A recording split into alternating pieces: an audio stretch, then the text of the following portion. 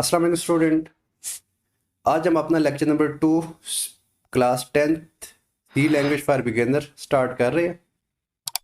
आज के लेक्चर के अंदर हम जो टॉपिक डिस्कस करेंगे वो पढ़ेंगे computer programming language, program syntax, program semantic, machine और बाइनरी लैंग्वेज, और आखिर के अंदर हम मशीन और या जो मशीन लैंग्वेज के एडवांटेज हैं और या डिसएडवांटेज हैं उनको भी डिस्कस करेंगे। तो स्टूडेंट, अपने लेक्चर में जाने से पहले आपने देख लिया कि जिन स्टूडेंट ने अभी तक मेरा लेक्चर नंबर 1 नहीं देखा तो प्लीज़ मेरे प्ले लिस्ट पर जाएँ और लेक्चर नंबर 1 को वॉच कर लें। पहले आते हैं प्रोग्रामिंग लैंग्वेज पे। प्रोग्रामिंग लैंग्वेज पे आने से पहले बच्चे में सिर्फ आपको ह्यूमन लैंग्वेज की बात करते हैं। जो ह्यूमन लैंग्वेज होती हैं वो वे ऑफ कम्युनिकेशन होता है कि अगर आपने अपने अलावा किसी के साथ बात करनी है तो आपने ये देखना है कि आप को एक लैंग्वेज आनी चाहिए, दूसरी लैंग्वेज सेम होनी चाहिए। सपोज मुझे किसी के साथ बात करनी है तो मुझे कोई ना कोई लैंग्वेज आनी चाहिए। कोई इंग्लिश भी हो सकती है, उर्दू भी हो सकती है, पंजाबी भी हो सकती है, ठीक है। इस तरह की मुख्तलिफ लैंग्वेज हो सकती हैं। अब मैं अगले बंदे से जब मैं बात करूँगा, ठीक है, अगर उसको भी उर्दू आती है फिर तो मैं उससे डायरेक्ट बात कर लूँगा। अगर उसको उर्दू नहीं आती, उसको कोई और लैंग्वेज आती है, तो बीच में फिर मेरे पास दो ऑप्शन है कि मैं या तो उस बंदे की लैंग्वेज सीख लूँ, तब मैं उससे बात कर सकता हूँ। जब लैंग्वेज सीखूंगा तो लैंग्वेज सेम हो जाएंगी, तब उससे बात कर लूँगा। और अगर मैं लैंग्वेज सीख नहीं सकता तो मैं क्या यूज़ करूँगा, ट्रांसलेटर का इस्तेमाल करूँगा, ठीक है। ये ऑप्शन तब है कि अगर मुझे उसकी लैंग्वेज सीखने में क्या आ रही है, डिफ़िकल्टीज आ रही हैं, तो मैं किसका इस्तेमाल कर लूँगा, ट्रांसलेटर का इस्तेमाल करूँगा। तो फिर मुझे लैंग्वेज सीखने की ज़रूरत नहीं है। ट्रांसलेटर में जस्ट ट्रांसलेटर से बात करूँगा, ट्रांसलेटर उसको मेरी बात समझा देगा। मैं डायरेक्ट उससे बात नहीं कर सकूँगा। अगर डायरेक्ट बात करनी है तो आपकी लैंग्वेज क्या होनी चाहिए, सेम होनी चाहिए। ये था हमारे पास है ह्यूमन लैंग्वेज है। जब आप कंप्यूटर प्रोग्रामिंग लैंग्वेज की बात करते हैं, ठीक है, तो computer programming language way of communication है। लेकिन इसमें आप लोगों ने करना ही है कि हमने कंप्यूटर के साथ कम्युनिकेशन करनी है। कंप्यूटर के साथ हमने क्यों कम्युनिकेशन करनी है, तब क्या करनी है कि हमने कंप्यूटर से अपनी मर्जी के मुताबिक क्या करनी है, काम करवानी है, ठीक है। हमारे पास जो ह्यूमन लैंग्वेज होती हैं उनके अंदर जस्ट आप जब उसको आप सीखते हो, सपोज मैं इंग्लिश लैंग्वेज सीख रहा हूँ तो मैं उसके रूल्स सीखूंगा, ठीक है। उन रूल्स को आप क्या बोलते हो बच्चे, ग्रामर बोलते हैं। कि आपके अल्फ़ाबेट्स हैं, कौन कौन से अल्फ़ाबेट्स हैं, उन अल्फ़ाबेट्स को मिलाकर वर्ड कैसे बनाने हैं, उन वर्ड को आपस में मिलाकर सेंटेंसेस कैसे बनाने हैं, पार्ट ऑफ स्पीच मीन कि वो पार्ट ऑफ स्पीच कहाँ यूज़ होंगे, एज एम आर कहाँ कहाँ इस्तेमाल होंगे, तो ये चीज़ें हम सीखते हैं, ठीक है। इसके रूल्स को क्या आते हैं, क्या कहते हैं, ग्रामर बोलते हैं, ठीक है। और जब हम सेंटेंसेस बोल रहे होते हैं या वो लैंग्वेज बोल रहे होते हैं तो वो हमारी ग्रामर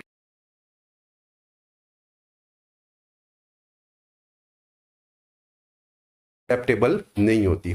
इसी तरह जो कंप्यूटर प्रोग्रामिंग लैंग्वेज है इसके भी रूल्स होते हैं, लेकिन डिफरेंस जस्ट ये है कि जो ह्यूमन लैंग्वेज होती है उसमें 4 काम होते हैं कि हमें लिखने का तरीका भी आना चाहिए, हमें बोलना भी उसको आना चाहिए कि हमने कैसे बोलना है, ठीक है। हमें अगर कोई बंदा बोल रहा है तो हमें उसकी समझ भी आनी चाहिए और हम उसको पढ़ भी सकें। मीन कि अगर आप इंग्लिश लैंग्वेज सीख रहे हो तो कोई भी लैंग्वेज सीख रहे हो तो उसके अंदर आपको रीडिंग राइटिंग, ठीक है, रीडिंग राइटिंग लिसनिंग और स्पीकिंग समझाया जाएगा। लेकिन क्योंकि कंप्यूटर तो एक मशीन है, ना वो सुन सकता है ना वो बोल सकता है, ठीक है, ना हम उसको सुन सकते हैं, ठीक है। जस्ट हमने जितनी भी कमांड है वो हम किस फॉर्म में देनी है, उसको रिटन फॉर्म में देनी है, ठीक है। और इसी तरह जो लैंग्वेज के रूल्स होते हैं वो रूल्स जो हमें प्रोग्राम या के अंदर स्टेटमेंट लिखने के लिए चाहिए होते हैं उसको हम क्या बोलते हैं, सेंटेक्स बोलते हैं। इसके लिए हम ग्रामर नहीं यूज़ करेंगे, हम इसके लिए क्या करेंगे, सेंटेक्स का लफ्ज़ यूज़ करेंगे। हर मशीन हर लैंग्वेज के अपने अपने क्या होते हैं, रूल्स होते हैं। तो हमारे पास बहुत सारी लैंग्वेज है, ठीक है, जिसके अंदर मशीन लैंग्वेज आ जाती है, असेंबली लैंग्वेज आती है, सी प्लस प्लस आ जाती है, जावा आती है, बेसिक आती है, इस तरह बहुत सारी लैंग्वेज है, ठीक है। तो इन इन हम क्या करेंगे, इसी टॉपिक के अंदर इन लैंग्वेज को क्या करेंगे, डिस्कस करेंगे। तो जैसे कि बताया कि program syntax set of rule for writing a computer program in a programming language is called syntax, ठीक है। हम जब प्रोग्रामिंग लैंग्वेज के रूल्स होते हैं उसके लिए जो कंप्यूटराइज टर्म जो यूज करते हैं वो क्या करते हैं, सिंटैक्स बोलते हैं।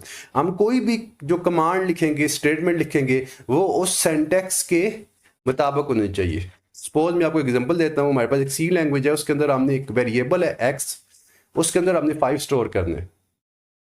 उसको आपने ऐसे लिखना है कि जो वेरिएबल का नेम होगा, वेरिएबल है लाइक अल्फाबेट्स कोई भी ले सकते हो, इंशाल्लाह हम पढ़ेंगे सी के अंदर, तो वो वेरिएबल जो है वो लेफ्ट साइड पे होगा, ठीक है, और जो वैल्यू है वो मस्ट भी राइट साइड पे होनी चाहिए। और वैल्यू असाइन करने के लिए हम इक्वल का सिंबल यूज करेंगे।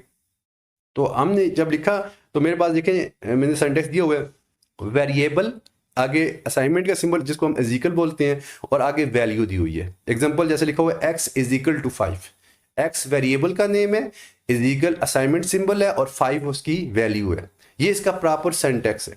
अगर मैं लिख देता हूँ 5 इज इक्वल टू एक्स, बात तो ठीक एक ही है कि आपने x को 5 असाइन कर रहे हो, लेकिन हमने वैल्यू लेफ्ट साइड पे लिख दी है, वेरिएबल राइट साइड पे लिख दिया है, क्योंकि कंप्यूटर मशीन है।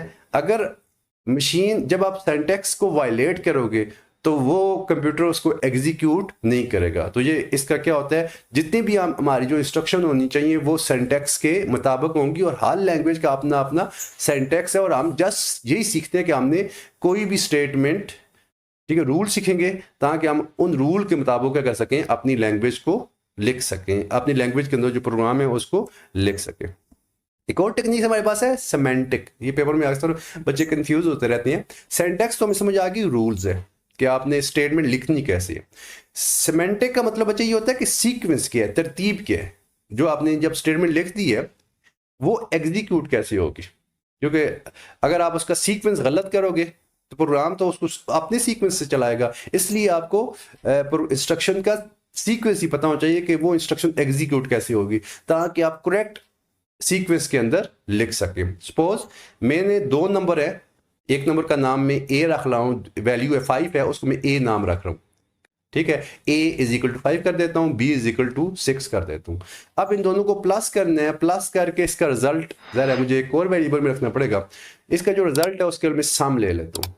जब मैं sum is equal to a plus B लिखूंगा, ठीक है, a प्लस बी एक एक्सप्रेशन होगी, और सम क्या हो गया, वो वेरिएबल हो गया जिसके अंदर इनकी वैल्यू करनी है, मैंने स्टोर करनी है। सम करने के बाद इस में देखें तो sum is equal to A plus B लिखा हुआ है। इसमें होगा क्या, पहले क्या होगा, ए और बी आपस में प्लस होंगे, प्लस होने के बाद वैल्यू क्या होगी, असाइन होगी। ये है इसकी तरतीब, आपको ये माइंड होना चाहिए। हमेशा जब वैल्यू एग्जीक्यूट होगी तो प्रोग्राम कैसे एग्जीक्यूट, पहले ए और बी को प्लस करेगा, जो रिजल्ट है वो किसके अंदर स्टोर कर देगा, सम के अंदर स्टोर कर देगा। इसको बोलेंगे सिमेंटिक बोलेंगे। उसके बाद है मशीन लैंग्वेज। बच्चे जो मशीन लैंग्वेज है, ये कंप्यूटर की नेटिव लैंग्वेज है, मदर टंग है, जो कंप्यूटर डायरेक्ट अंडरस्टैंड कर सकते हैं, ठीक है। अगर आपने कंप्यूटर से बात करनी है ना, आपने कंप्यूटर में कोई भी प्रोग्राम लिखना है, तो अगर वो मशीन कोड के अंदर होगा, 0-1 की सूरत में होगा, तो कंप्यूटर उसको एग्जीक्यूट करेगा। अगर वो मशीन के अलावा किसी भी लैंग्वेज में होगा तो कंप्यूटर उसको एग्जीक्यूट नहीं करेगा। मशीन लैंग्वेज क्योंकि इधर है कंप्यूटर वोल्टेज भी चलता है, तो इसमें 2 ही वैल्यूज होती हैं, एक 0 और 1। 0 mean low voltage, 1 mean high voltage, ठीक है। आप कंप्यूटर के अंदर जितना भी आप डेटा प्रोवाइड कर रहे होते हैं तो वो 0-1 बैक एंड पे वो 0-1 की सूरत में कन्वर्ट हो रहा होता है। जितनी भी हम जितना डेटा उसको दे रहे होते हैं, और जो कंप्यूटर में वापस रिजल्ट दे रहा होता है वो भी किस सूरत में रिजल्ट दे रहा होता है, वो बाइनरी कोड में दे रहा होता है, ठीक है। अब ये जो मशीन लैंग्वेज है, हम जब देखते हैं तो हमने कभी उसको 0-1 की सूरत में तो कोड नहीं दिए, तो इसका मतलब कि हम जब प्रोग्रामिंग कर रहे होते हैं वो मशीन लैंग्वेज में नहीं कर रहे होते, हम दूसरी लैंग्वेज के अंदर कर रहे हैं। तो क्या वजह है कि हम मशीन लैंग्वेज के अंदर कोडिंग क्यों नहीं करते? इसमें 2-3 प्रॉब्लम है, ठीक है। तो हम इसके पहले वही हम देख लेते हैं कि इसके एक एग्जांपल ले लेते हैं, फिर इसके बाद इंशाल्लाह इसके देखेंगे कि इसमें क्या प्रॉब्लम है कि हमें मशीन लैंग्वेज के अंदर कोडिंग नहीं करते। सपोज मैं 2 नंबर को प्लस करना चाह रहा हूँ मशीन कोड की तरफ, कोड की मदद से, तो उसके अंदर मेरे पास 2 नंबर है, एक 20 या एक 25 है। अब इनको पहले प्लस का नजर है, 20 और 25 को पहले मशीन लैंग्वेज के अंदर क्या करना पड़ेगा, कन्वर्ट करना पड़ेगा। 20 को आप कन्वर्ट करोगे, उसका एक मेथड है, 20 को रखोगे, इसका LCM मेथड यूज करोगे, 2 10s are 20, 0 रिमाइंडर आ जाएगा, रिमाइंडर आपने डैश लगा कर लग देते हैं, फिर 2 5s are 10, फिर 0 रिमाइंडर आ गया, ठीक है। अगर वो पूरे पर डिवाइड हो जाता है तो आप 0 रिमाइंडर लिखोगे। अब 5 2 पे डिवाइड नहीं हो सकता, तो 2 2s are 4, 1 रिमाइंडर आ जाएगा। ठीक है, 5 है ना, 4 तक जाएगा 5 है, और 2 1 2 हमारे पास क्या आ जाएगा, तो ये हमने 1 लिखा 0 रिमाइंडर आएगा, ये थोड़ा सा हमारे पास मिस्टेक है, इसको देख लीजिएगा। 1 0 1 0 0। ठीक है जी। तो हमारे पास जो बाइनरी कोड है 20 का है वो है 1 0 1 0 0। ठीक है, इसी तरह जो हमारे पास 25 को देखें तो 25 12 24 होता है, 1 रिमाइंडर बच गया। 2 6 12 होता है, 0 रिमाइंडर बच गया। 2 3 6 होता है, 0 रिमाइंडर बच गया। 2 1 2 होता है और 1 रिमाइंडर बच गया, और इससे कोड आ गया 1 1 0 0 1। ठीक है, अब प्लस का जो कोड है इसका कोई ऐसा मेथड है नहीं है कि हम इसको कन्वर्ट कर सकें। जितने भी सिंबल्स हैं, नंबर्स को तो हमारे पास हमने एलसीएम मेथड के रूप में कन्वर्ट कर लिया, तो हमें प्लस का कोड याद करना पड़ेगा। ठीक है, जितने भी सिंबल्स हैं, जितने प्लस है, माइनस है, हैश है, स्टार है, इनके सिंबल आपको मेमोराइज करने पड़ेंगे, जो कि काफ़ी मुश्किल काम है। ठीक है, पहला प्रॉब्लम तो हमें ये हो गया कि इसके अंदर जो कोड है हमें क्या करने पड़ते हैं, उनको याद करना पड़ता है। ठीक है जी। तो प्लस का कोड मेरे पास, मैंने नेट से सर्च किया, कोड है 0 1 0 1 1। ठीक है, और हम कंप्यूटर को मशीन लैंग्वेज में क्या कोड देंगे, ये सामने लिखा हुआ है 0 1 0 1 1। ये कोड है जो सही है, ये हमारे पास प्लस का कोड हो गया। 1 1 1 0 जो मैंने ब्लू लाइन में लिखा हुआ है ये 20 का कोड है, और 1 1 0 0 1 जो है ये 25 का कोड है। ये जो कोड है हम क्या देंगे, कंप्यूटर को देंगे। ठीक है जी। और हमारे पास जो रिजल्ट आएगा बच्चे, वो हमारे पास रिजल्ट क्या आएगा, क्या रिजल्ट आएगा, वो भी मशीन कोड के अंदर आएगा। कोड क्या है, 1 0 1 1 0 1। ठीक है, फिर हम क्या करेंगे, इस 1 0 1 1 0 1 को जो कि ब्लैक कलर में लिखा है उसको दोबारा क्या करेंगे, कन्वर्ट करेंगे 2 से, क्या करेंगे 2 की पावर से मल्टीप्लाई करते जाएंगे, और हमारे पास इसका रिजल्ट क्या आ जाएगा, 25 आ जाएगा। ठीक है, अगर हम इसे देखें तो कंप्यूटर ने जस्ट इसको प्लस किया है, बाकी हमने पहले 20 और 25 को क्या किया है, 0 1 की फॉर्म में कन्वर्ट किया। और ठीक है, जब जो रिजल्ट आया वो भी 0 1 की सूरत में आया, दोबारा हमने क्या किया, इसको 25 के अंदर कन्वर्ट किया है। तो देखिए ये काफ़ी मुश्किल काम है कि कंप्यूटर कम काम कर रहा है और हम क्या कर रहे हैं, ज़्यादा काम कर रहे हैं। ठीक है, तो इसके क्या प्रॉब्लम, पहला प्रॉब्लम तो हमें ये हो गया कि machine language consists of 0 and 1, so in a machine language computer take input and output both will be in machine language that is 0 and 1। Computer को जितनी भी उसकी इनपुट होंगी, जो हमने 20 और 25 की जो कोड दी वो भी 0 1 की फॉर्म में थे, और कंप्यूटर ने जब प्लस करके जो इनको प्लस का जो 45 इसका रिजल्ट आया वो भी किस सूरत में था, 0 1 की फॉर्म में था। एक तो प्रॉब्लम ये था कि इसको कन्वर्ट करना काफ़ी मुश्किल था, और सिंबल को याद करना ही काफ़ी मुश्किल था। दूसरी प्रॉब्लम हमारे पास, सबसे बड़ी प्रॉब्लम ये आई कि जब हमने मशीन लैंग्वेज के अंदर एक चलो हम सीख भी लेते हैं, सीखने के बाद जब हम वो प्रोग्राम लिखते हैं उस लैंग्वेज के अंदर, ठीक है, वो प्रोग्राम सिर्फ उसी कंप्यूटर पे चलेगा, ये वाला प्रोग्राम दूसरी कंप्यूटर पे एग्जीक्यूट नहीं होगा, क्योंकि हर कंप्यूटर की जो मशीन लैंग्वेज होती है वो अपनी अपनी होती है।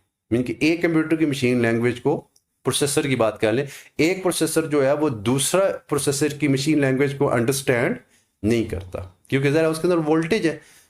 ठीक है, तो इसलिए हमारे लिए काफ़ी मुश्किल है कि इसका प्रॉब्लम नुकसान दिया, अगर हम सॉफ्टवेयर बनाते हैं तो जिस प्रोसेसर पे बनाएंगे उसी प्रोसेसर पे वो चलेगा, दूसरे प्रोसेसर पे वो नहीं चलेगा। तो हम कह सकते हैं मशीन लैंग्वेज जो है वो मशीन डिपेंडेंट है, जबकि हमें ऐसी लैंग्वेजेस चाहिए जो हर कंप्यूटर पे चले, हमारे मशीन से हमारा कोई कंसर्न नहीं हो। इसलिए मशीन लैंग्वेज के अंदर हमें क्या, एक तो हमें हार्डवेयर का नॉलेज भी चाहिए होता है।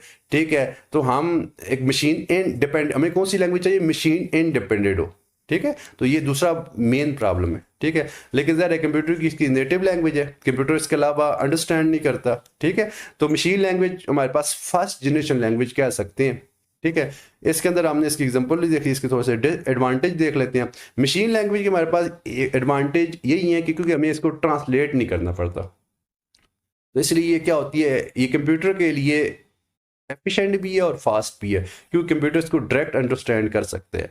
ये क्योंकि ये कंप्यूटर की नेटिव लैंग्वेज है, इसलिए हमें इसके लिए ट्रांसलेटर की ज़रूरत नहीं है, और ये कंप्यूटर इसको डायरेक्ट अंडरस्टैंड कर सकते हैं। लेकिन इसके सबसे मेन डिसएडवांटेज है, इस मशीन डिपेंडेंट है, मतलब कि इसका प्रोग्राम जिस कंप्यूटर पे लिखेंगे उसी पे चलेगा, दूसरी पे वो वाला कोड नहीं एग्जीक्यूट होगा।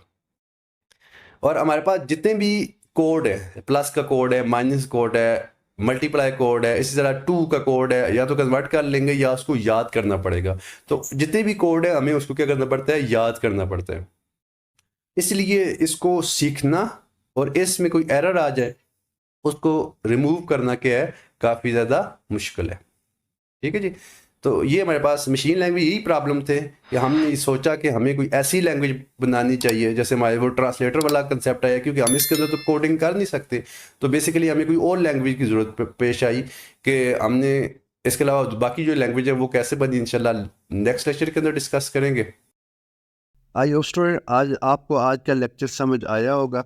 अगर आपको कोई सवाल है तो कमेंट बॉक्स में कमेंट्स करें, मैं उसका आंसर दूंगा। इस वीडियो को अपने फ्रेंड के साथ शेयर करें, चैनल को सब्सक्राइब करें और बेल आइकन को प्रेस करें ताकि आपको न्यू वीडियो की नोटिफिकेशन मिलती रहे। अपनी दुआ में याद रखिएगा। अल्लाह हाफिज़।